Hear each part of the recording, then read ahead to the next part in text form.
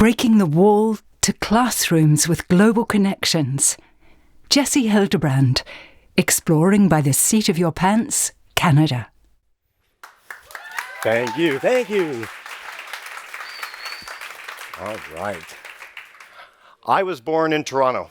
Like Berlin, it's a city of millions with well-funded schools and near endless opportunities to explore and learn. My school field trips took me to the museum to meet dinosaurs, to the zoo to interact with animals, even across borders to get a broader appreciation of the world around me. My parents did one better. If I was interested in literally anything, they took me to the library to take out more books and documentaries than I could possibly carry. So believe me when I say I've seen everything David Attenborough and Steve Irwin have ever done. They were my heroes. I had posters of them on my wall as a boy, I kid you not. In short, I had an extraordinarily lucky childhood. And this is the problem that I want to solve, because every kid deserves to be as lucky as I was and to learn from the best and brightest, no matter where they're born and no matter their parents' income.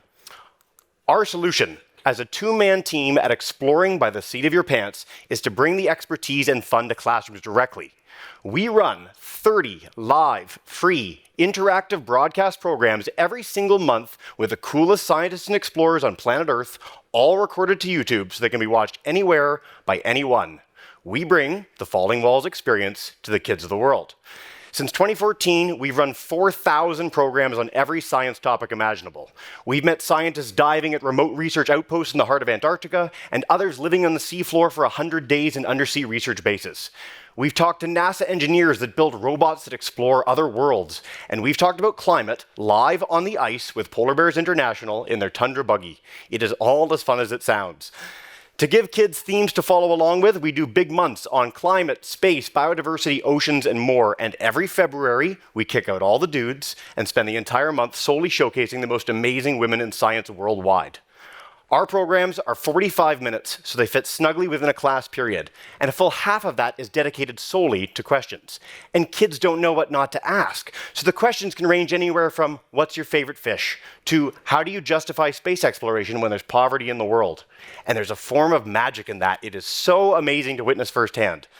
To keep things equitable, we prioritize classes from small, remote communities for the on-camera, more interactive spots. And I love every year when we get Mrs. Paget's class in Cherokee, Texas, population 175 joining us, with half the school attending, screaming with joy, asking just the best questions. So what has our impact been?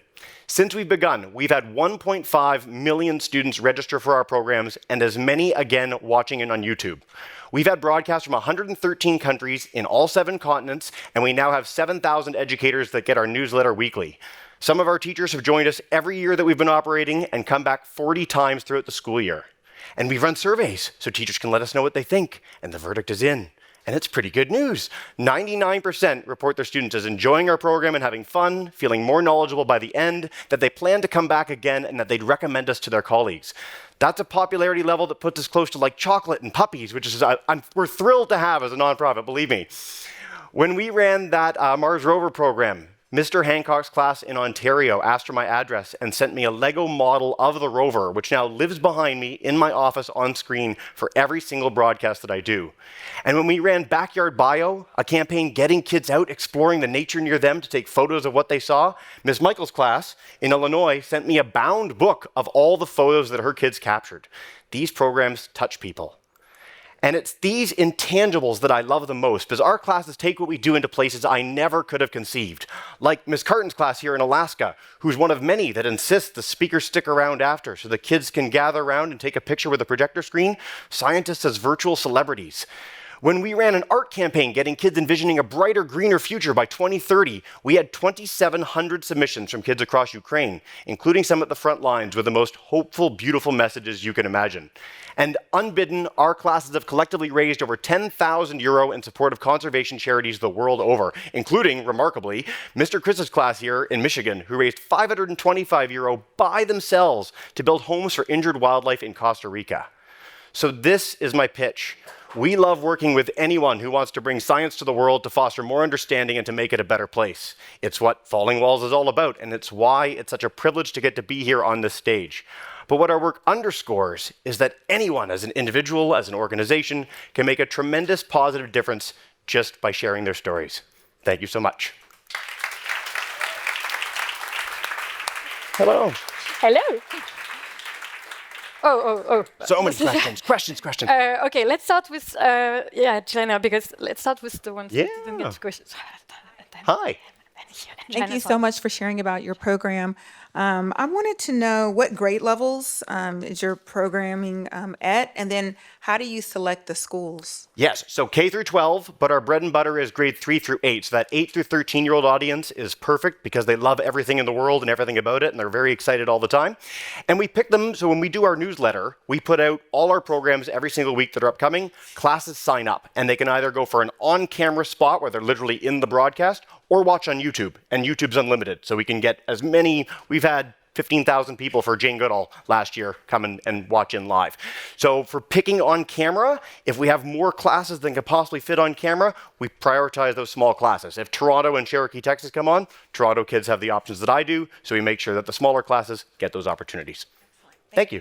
The next question. Thank you, Jesse. Thank you. I was wondering, how do you measure the impact besides number of kids and classes? Yep. Are there any numbers about, this convincing kids to go into STEM or building their own solutions when it comes to environment? I wish we had the funding to go beyond a two-man team and do heavy-duty studies on those sorts of things. So our so far impact has been sheer numbers and anecdotal things like classes coming back for 11 years in a row, like giving things like books and sending them in.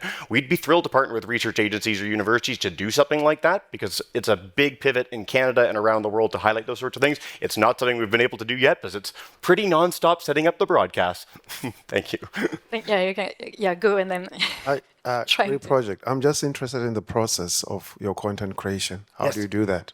We find really cool scientists, and most people say yes. If we reach out to Polar Bears International and say, hey, you can come on and talk to 300 kids and be really excited and we're going to have a great time, pretty much everybody says yes to that, which is really nice. And for classes, we reach out to them and say, look, we're going to do virtual field trips with the coolest people in the world, and for free. So classes are pretty keen on that element. And then we're really informal guys. So we just say, hey, you want to talk on November 7th? And they go, yeah. And then we set it up and we make a program. We send the link to the classes. They come in. Done.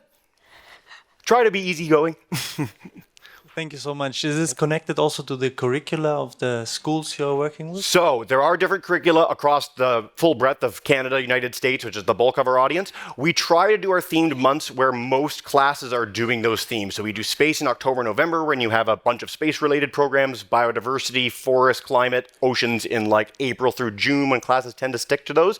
We can't target everybody. We just don't have the capacity to do that. But that's been our bread and butter since we've been operating. Thank you. Thank you, Jesse, for reaching these communities that are very far away and can't get these activities otherwise. My question is that research shows that hands-on approach leave more to the people that are receiving science. Yeah. So how do you bridge that gap when you're just showing videos? We don't really, and nothing beats hands-on experience. Like there's literally nothing that beats going to a museum or a zoo. We try to make it where it's exciting to begin and get kids jacked up about, again, climate, space, biodiversity, oceans, whatever. And then we do highlight resources that they can do to keep the learning going. When a community group exists that can provide those hands-on opportunities, we do. Two-man team again. We'd love to have the capacity to do more things like that, but it's simply outside of the realm of our ability. But it is very, very important. Thank you. Thanks. Interesting project.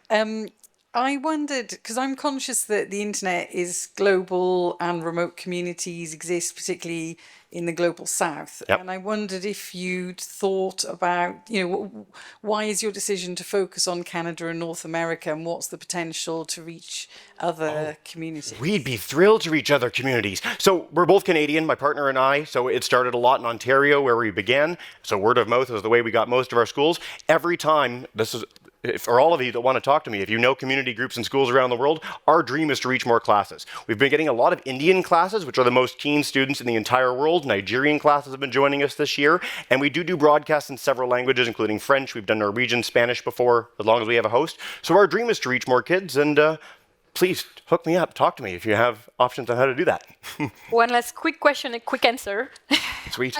Honestly, I think the previous question kind of covered what I was going to ask. I was going to ask about the language problem, how we're going to expand it from English to other languages. Yep, so because it's the two of us, it's been 99% English. When we have French, we have a lovely woman who comes in and does our French hosting when we do programs with Parks Canada. We need a host. There needs to be someone like me who's the hype man for the scientist that gets people excited. It's a central element of what Exploring by the Seat of Your Pants is all about. And the more people that want to join us, the merrier. Thank you so much. Thank you. I'm going around. Thanks.